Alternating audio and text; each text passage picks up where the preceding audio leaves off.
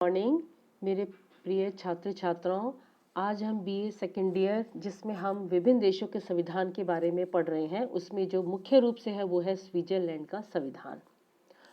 Switzerland का संविधान क्या है, उसकी विशेषताएं क्या हैं, क्यों हम स्विट्जरलैंड के संविधान का अध्ययन करते हैं, ये मैं आज आपको बताऊंगी।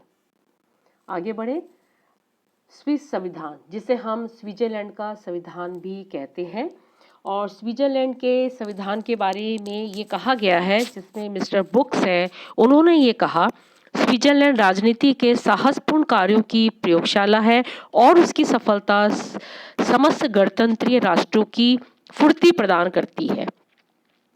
स्विट्जरलैंड दुनिया की जनता के लिए एक बड़ा आकर्षण का केंद्र है और स्विस संविधान राजनीति शास्त्र के विद्यार्थियों के लिए एक बड़ा महत्व का विषय है और प्रत्यक्ष लोकतंत्रीय व्यवस्था के कारण भी यह देश लोकतंत्र का घर रहा है। और यदि इंग्लैंड संसदीय पद्धति की संस्थाओं का जन्मदाता है तो अमेरिकी संघ प्रणाली का आदर्श है, जो स्विट्जरलैंड को प्रत्यक्ष लोकतंत्र के प्रयोगों की राजनीतिक प्रयोगशाला होने का गौरव प्राप्त है।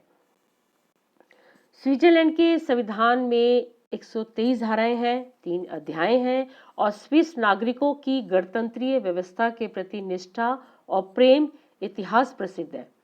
स्विट्जरलैंड का संविधान विश्व का सबसे प्राचीन गणराज्य है और स्विस संविधान में आज भी काफी हद तक प्रत्यक्ष लोकतंत्र का अस्तित्व कायम है। एक बहुत बड़ी बात स्विस संविधान के विषय में कही जाती है। अब हम स्विट्जरलैंड के संविधान की विशेषताओं के बारे में अध्ययन करेंगे। और सबसे बड़ी बात, स्विट्जरलैंड न केवल एक बहुत छोटा देश है बल्कि यूरोप का एक सौंदर्य है, रेड क्रॉस का केंद्र, घड़ियों का निर्माण स्थल है और उसका शासन विधान लोकतंत्र का एक विशेष प्रकार का रहा है, एक पुराना लोकतंत्र है। एक बहुत बड़ी बात है। तो स्विट्जरलैंड के संविधान के जो प्रमुख विशेषताएं हैं वो मैंने इंगित कर रखी हैं, जिनको मैं बताना चाहूँगी कि निर्मित और लिखित संविधान स्विस संविधानों की श्रेणी में आता है। ध्रुव यानी दोहरी परंतु लोकसम्मत संशोधन व्यवस्था है, कठोर संविधान है, गणराज्य है पुराना, उदारवादी विचारधारा से अनुप्राणित लोकतंत्र है। बहुत बड़ी विशेषता बहुल कार्यपालिका है, संसदात्मक और आदेशात्मक शासन प्रणाली का समन्वय है और आंशिक न्यायिक पुनर्वलोकन की व्यवस्था यहाँ पे की गई है। ये मैंने कुछ बिंदुओं के माध्यम से बताया और इसको दूसरी तरफ मैंने चार्ट के माध्यम से इनकी विशेषताओं को दर्शाया है, जो मैं फिर से आपको बताऊंगी।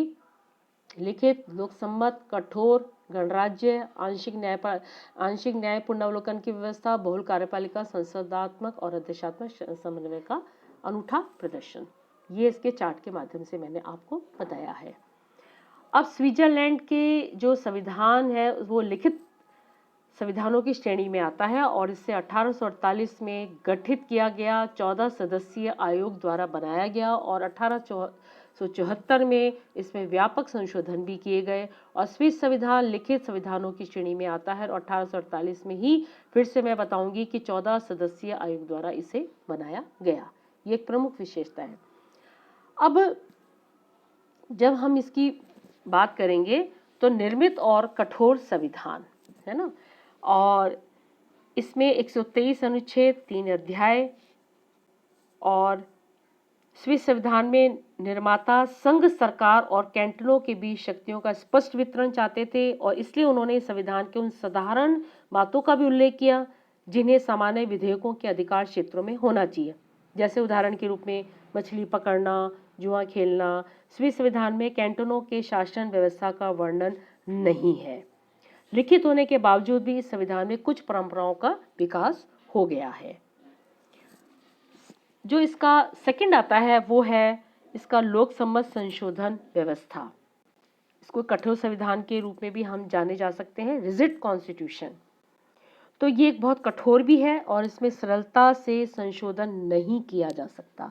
इसे संशोधित करने के लिए एक विशेष प्रक्रिया अपनानी पड़ती है और संविधान में संशोधन का जो प्रस्ताव है वो संसद के दोनों सदनों द्वारा प्राप्त होना चाहिए और उसके बाद उसका समर्थन मतदाताओं और कैंटनों के बहुमत से होना चाहिए। फिर भी इसे अमेरिकी संविधान में कुछ कम कठोर माना जा सकता है। यही कारण है कि अमेरिकी संविधान में अब तक केवल 27 संशोधन हुए और इस संबंध में केसी वियर ने लिखा है कि यद्यपि स्विस संविधान कठोर है परंतु यहाँ के नागरिक लचीले हैं। स्विस संविधान में संशोधन के लिए स्विस जनता स्वीकृति आवश्यक है और इसके बिना इसमें संशोधन नहीं किया जा सकता।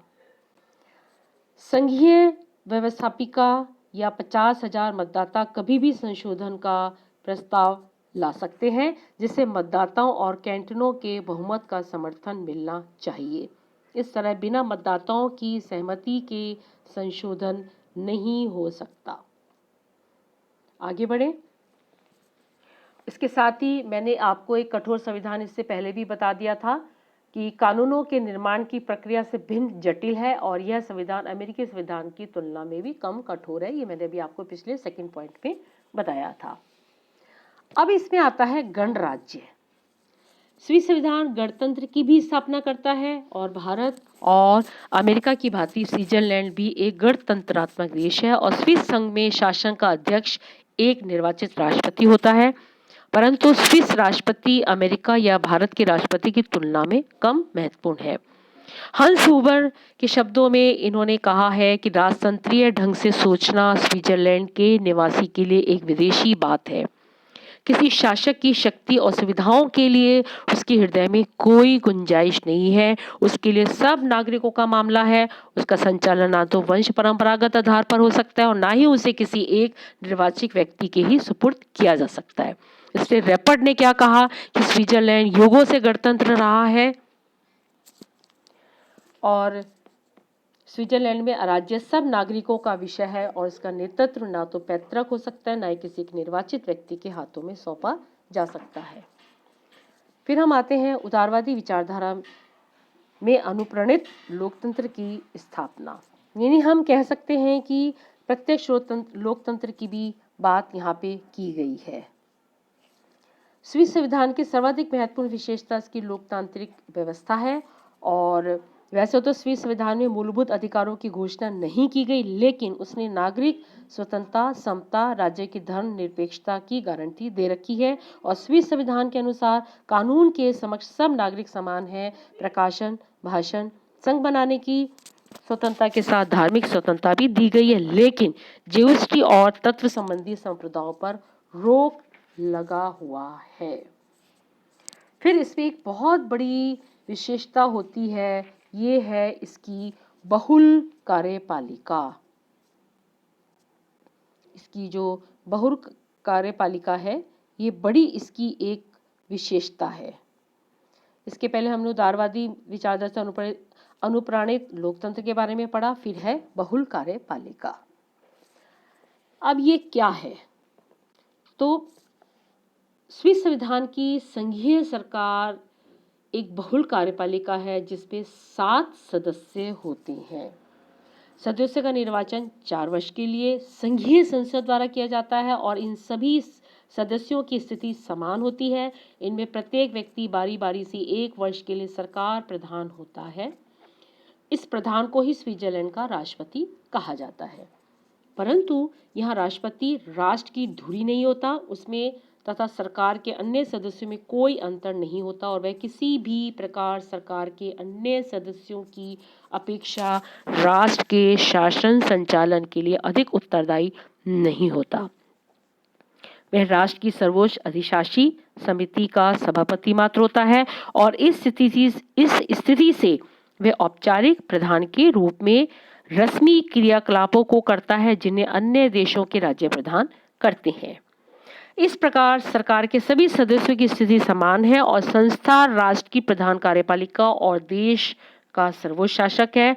राष्ट्र की समस्त कार्यपालिका शक्ति इसी में ही निहित रहती है। ये इसकी एक अनूठी विशेषता थी, वो थी बहुल कार्यपालिका। अब जो नेक्स्ट पॉइंट आता है वो भी बड़ी है, वो है संसदात्मक और आदेशात्मक शासन प्रणाली का समन्वय। इसकी निराली व्यवस्थापिका भी है और निराली संसदीय व्यवस्था भी है। तो स्विट्जरलैंड में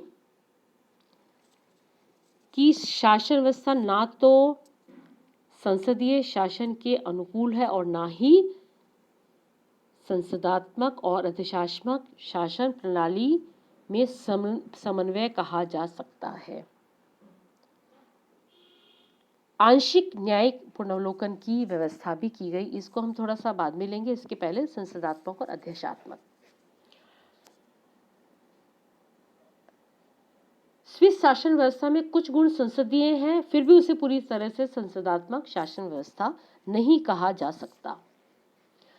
कुछ बातें अधिशात्मक शासन व्यवस्था की भी हैं, फिर भी उसे पूर्णतः अधिशात्मक शासन प्रणाली नहीं कहा जा सकता। जैसे संसदीय व्यवस्था वाले देशों में साधारणतः एक ध्वज मात्र की कार्यपालिका तथा एक वास्तविक कार्यपालिका होती है।